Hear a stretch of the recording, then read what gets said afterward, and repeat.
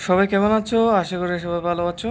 আজকে আমি একটু পার্ট অফ স্পিচ বিশ্লেষণ নিয়ে হাজির হলাম, যেখানে আমি একটা ইংলিশ ফার্স্ট পেপার বইয়ের একটা ছোটোখাটো একটা প্যাসেজ এখান থেকে এতটুকু একটা প্যাসেজ তুলে ধরলাম, যেখানে আমাদের বিভিন্ন ধরনের পার্ট অফ স্পিচ ব্যবহার করা হয়েছে। এভাবে বিশ্লেষণ করার মাধ্যমে তুমি পার্ট অফ স্পিচে আরেকটু দক্ষ হবা যদি প্যাসেজ পড়ে পড়ে যদি পার্ট অফ স্পিচ নির্ণয় করো। তাহলে আমি শুরু করি। এখানে সর্বপ্রথম মায়া অ্যাঞ্জেলো, এটা হচ্ছে একটা নাম, তথা এগুলো হচ্ছে একটা প্রপার নাউন। তারপর এটা হচ্ছে আর্টিকেল। তারপর অ্যান আমেরিকান পয়েট, এটা হচ্ছে একটা আর্টিকেল। আর আমেরিকান পয়েটের নাউনের পূর্বে যেহেতু আমেরিকান বসেছে, তাই এটা হচ্ছে একটা অ্যাডজেক্টিভ আর এটা হচ্ছে একটা নাউন। তারপর আমরা এখানে আরেকটা জিনিস দেখতে পাচ্ছি, একটা প্যারালিজম ওয়ার্ড কতগুলো বসছে, যেমন কি পয়েট। পয়েট যেটা যেহেতু একটা নাউন, পরবর্তী কিছু একই স্ট্রাকচার অনুসরণ করে কিছু বসেছে, তো তা কমা দিয়ে বসছে, দেখেন কমা দিয়ে বসছে। তো পয়েট, তারপর সং রাইটার, প্লে রাইট, এগুলো সবগুলোই নাউন হবে। তারপর আসো ফিল্ম ডাইরেক্টর। ফিল্ম একটা নাউন, ডাইরেক্টর একটা নাউন, দুটাই নাউন, কিন্তু দুটা নাউন একসাথে বসে না। তো ডাইরেক্টর এটা নাউন, নাউনের পূর্বে যেটা বসছে এটা হচ্ছে অ্যাডজেক্টিভ।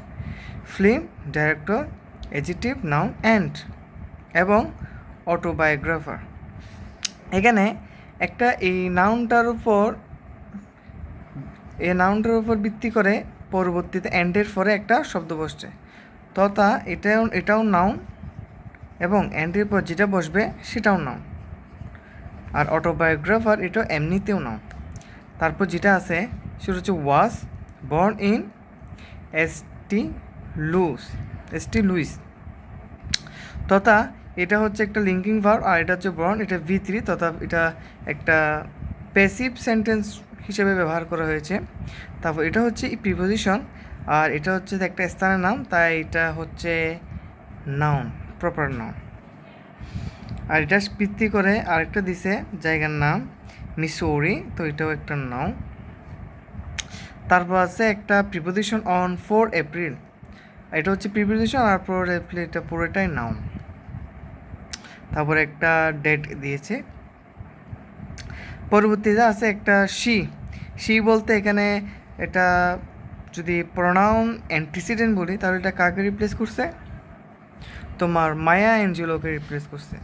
তো রিপ্লেস করছে, তথা নাউনকে যে রিপ্লেস করতে পারে সে হচ্ছে প্রোনাউন, তো এটা pronoun. Spend much of her childhood in stamps, তো শি প্রোনাউন আর স্পেন্ড এটা হচ্ছে ভার্ব। আর মাচ অফ এটা হচ্ছে একটা ডিটারমিনার মাচ, আর এটা হচ্ছে যে অফ প্রিপোজিশন, তারপর বসছে হার চাইল্ডহুড। যেহেতু এখানে প্রিপোজিশনের পর মূলত এমনি প্রোনাউনে অবজেক্টিভ ফর্ম বসে, কিন্তু এখানে প্রিপোজিশনের পর এই প্রোনাউনের পজিটিভ ফর্ম বসেছে, কারণ পরবর্তীতে একটা মালিকানা জাতীয় একটা কিছু নাউন আছে, সেজন্য এমন বসতে এখানে পরবর্তীতে প্রোনাউনের পজিটিভ ফর্ম বসে। তো এটা হচ্ছে প্রোনাউনের পজিটিভ ফর্ম, তথা চাইল্ডহুড যেহেতু একটা নাউন, তার নাউনের পূর্বে যেটা বসে সেটা অ্যাডজেক্টিভ, আর এখানে হার এটা হচ্ছে পজিটিভ অ্যাডজেক্টিভ। নাউন হচ্ছে চাইল্ডহুড হচ্ছে একটা নাউন। তারপর আরেকটা আছে সেটা হচ্ছে ইন স্টাম্প, ইন হচ্ছে একটা প্রিপোজিশন উপর যেটা বসে সেটা হচ্ছে তোমার নাউন। তারপর এটার সাথে মিন করে আরেকটা বসছে সেটা হচ্ছে আরকানাস, তো এটাও নাউন হয়ে গেল। পরবর্তীতে আরেকটা আছে যে with her paternal grandmother. With হচ্ছে একটা প্রিপোজিশন আর হার হচ্ছে একটা পজিটিভ প্রোনাউন। আর পজিটিভ প্রোনাউন পরবর্তীতে আরেকটা আছে সেটা হচ্ছে প্যাটার্নাল গ্র্যান্ডমাদার যেহেতু একটা নাউন, তো নাউনকে মডিফাই করে প্যাটার্নালটা বসছে, তাই এটা হচ্ছে অ্যাডজেক্টিভ, এটা হচ্ছে নাউন। এরপর আসে পরবর্তীতে ওয়েন একটা তোমার প্রশ্নবোধকের জন্য ব্যবহার করা হয় এমন একটা সেন্টেন্স, কিন্তু আমরা জানি প্রোনাউনের মধ্যে একটা আছে যে ইন্টারগেটিভ প্রোনাউন, তো এটা ইন্টারগেটিভ প্রোনাউন হিসেবে ব্যবহার করা হয়েছে। তারপর এখানে আসো শি, ইন্টারগেটিভ প্রোনাউন, আর এটা শি, এটাও কিন্তু একটা প্রোনাউন। ওকে, পরবর্তীতে আসো ওয়াজ হচ্ছে একটা তোমার লিঙ্কিং ভার্ব, আর লিঙ্কিং ভার্বের পর যেটাই বসে সেটা হচ্ছে যে অ্যাডজেক্টিভ। কিন্তু দেখো এখানে শি ওয়াজ 8, সে হচ্ছে 8, তার মানে শি এর একটা কোনো কিছু বর্ণনা বা কোনো কিছু একটা মডিফাই করে লিঙ্কিং ভার্বের উপর বসছে, তাই এটা হচ্ছে যে তোমার অ্যাডজেক্টিভ। তারপর আসো, he become a victim of abuse by someone close to her mother. Okay, আমরা আবার জানি এটা হচ্ছে প্রোনাউন শি, বিকেম হয়েছিল, আচ্ছা বিকেম এটা হচ্ছে ভার্ব, এ ভিকটিম অফ অ্যাবাস। এখানে কিন্তু আরেকটা গুরুত্বপূর্ণ রুলস চলে আসছে, সেটা হচ্ছে এ আর অফ। আমরা জানি এ আর অফের মাঝখানে যেটা বসবে সেটা হচ্ছে নাউন, বেশিরভাগ ক্ষেত্রে এটা কমন নাউন হয়। ওকে, দেন এ হচ্ছে আর্টিকেল, এটা হচ্ছে নাউন, আর এটা হচ্ছে প্রিপোজিশন। প্রিপোজিশনের পর একটি মাত্র ওয়ার্ড থাকলে সেটাই নাউন হয়ে যায়, তাই অ্যাবাস এটাও একটা নাউন। তারপর বাই, এটা আবার একটি প্রিপোজিশন। প্রিপোজিশনের পর নাউন, প্রোনাউন আর ভার্ব, আইএনজি যুক্ত ভার্ব ছাড়া কিছুই বসতে পারে না, তাই এটা হচ্ছে তোমার প্রোনাউন। ক্লোজ হচ্ছে যে একটা তোমার ভার্ব, আর টু হচ্ছে একটা প্রিপোজিশন, ক্লোজ টু হচ্ছে একটা অ্যাপ্রোপ্রিয়েট প্রিপোজিশন। তো এটার পর যেটা বসছে সেটা হচ্ছে যে একটা পজিটিভ ফর্ম। কেন পজিটিভ ফর্ম বসছে এখানে আমরা বলছিলাম, এখানে ক্ষেত্রে আমরা বলছিলাম কেন এটা মানে পজিটিভ ফর্মটা বসছিল, ক্লোজ টু হার মাদার। তো হার হচ্ছে একটা পজিটিভ ফর্ম, আর মাদার হচ্ছে যে একটা নাউন। দ্য এক্সপিরিয়েন্স লেফট হার ট্রমাটিজেড।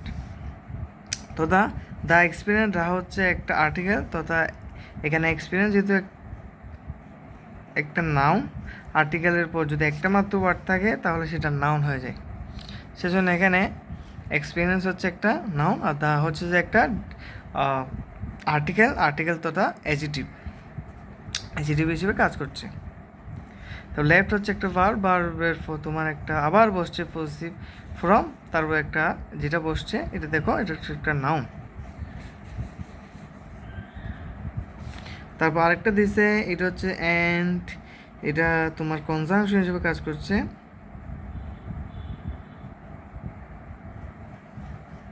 তারপর হচ্ছে তোমার একটা আছে ফর, প্রিপোজিশন। ফরের পর দুইটা জিনিস আছে, আমি এটা একটু ব্যাখ্যা করে বলি। ফর একটা প্রিপোজিশনের পর সেভারাল মূলত কিন্তু একটা ডিটারমিনার, তো বা ইন্ডিফিনিট প্রোনাউন বলা যেতে পারে। তার ধরো এটা একটা ডিটারমিনার হিসেবে, সেভারাল বলতে মানে কিছু বা বেশি কিছু জিনিস বোঝাচ্ছে। তারপর ইয়ার্স হচ্ছে তোমার বছর, এখানে সেভারাল এটা প্লুরাল ফর্ম হওয়ার কারণে এখানে ইয়ার্সের মধ্যে এস যুক্ত হয়েছে। তো এটা ইয়ার্স হচ্ছে যে একটা নাউন কিছু একটা মোটিফাই করলে এটা অ্যাডজেক্টিভ হয়ে যায়, তাই এটা হচ্ছে অ্যাডজেক্টিভ। আর প্রিপোজিশনের উপর দুটো ওয়ার্ড থাকলে একটা অ্যাডজেক্টিভ হয় আর একটা নাউন হয়। তো এখানে সেভারাল হচ্ছে অ্যাডজেক্টিভ, আর ইয়ার্স হচ্ছে noun. She could not speak, তো শি হচ্ছে আমরা সেম প্রোনাউন, আর কুড হচ্ছে একটা মডেল অক্সিলারি ভার্ব। তারপর এখানে মেন হয়েছে কাজ করছে, আর এটা নট, এটা কুড নট একসাথে এসেছে, আর স্পিক হচ্ছে একটা ভার্ব। ইন 1939 একটা সময় বোঝাচ্ছে, Angelo move to San Francisco. Angelo এটা হচ্ছে যে একটা নাউন, প্রপার নাউন, আর মুভ টু এটা হচ্ছে ভার্ব, এটা হচ্ছে প্রিপোজিশন, আর এটা হচ্ছে একটা স্থানের নাম, তাই এটা হচ্ছে একটা নাউন। অ্যান্ড এটা হচ্ছে যে আবার একটা কনজাং হিসেবে ব্যবহার করা হয়েছে। তারপর দেন এটা সেম ওয়ার্ড, এটা একটু মডিফাই করছে, বাক্যটাকে একটু ফুটে তোলার জন্য এগুলো সেম ব্যবহার করা হয়েছে। তারপর এটা হচ্ছে টু, প্রিপোজিশন একটা ওয়ার্ড থাকলে সেটা হচ্ছে নাউন। আবার হয়ার, তোমরা এখানে দেখতে পারো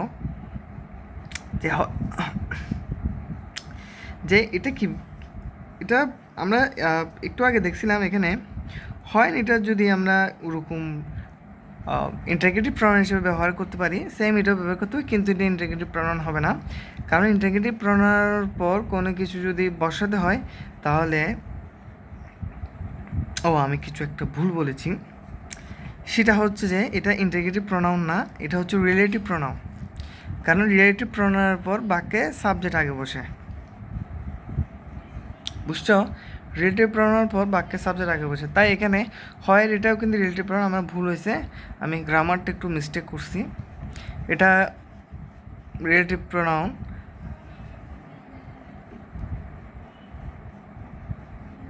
কোয়েকশন প্রোনাউন না, তো তা রিলেটিভ প্রোনাউন হিসেবে ব্যবহার করা হয়েছে।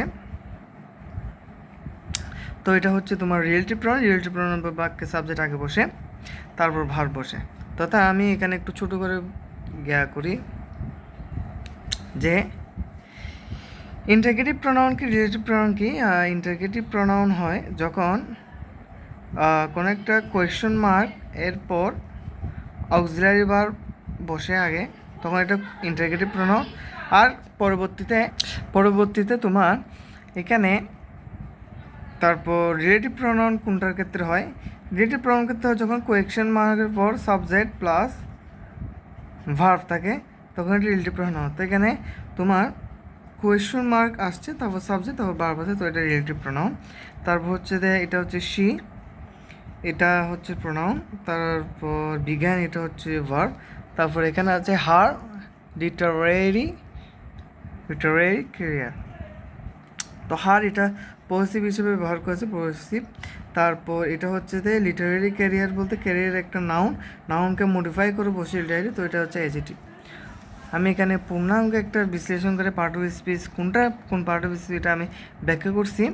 আর এখানের মধ্যে আমার এটা মানে রুলসটা একটু মাথার থেকে ছুটে গেছিলো, তাই একটু আমার মিস্টেক হয়েছে, তো আমি এটা একটু প্রবলেম সমাধান করে দিছি। তো এভাবে প্যাসেজ পড়ার মাধ্যমে যদি পার্ট অফ স্পিচ নির্ণয় করি, এটা আরেকটু গভীর হয়, মানে কখনো কনফিউশনের মধ্যে থাকা যায় না যে আমরা পার্ট অফ স্পিচ নির্ণয় করতে পারি না। তো সবাইকে ধন্যবাদ, ভিডিওটা এতটুকু ছিল।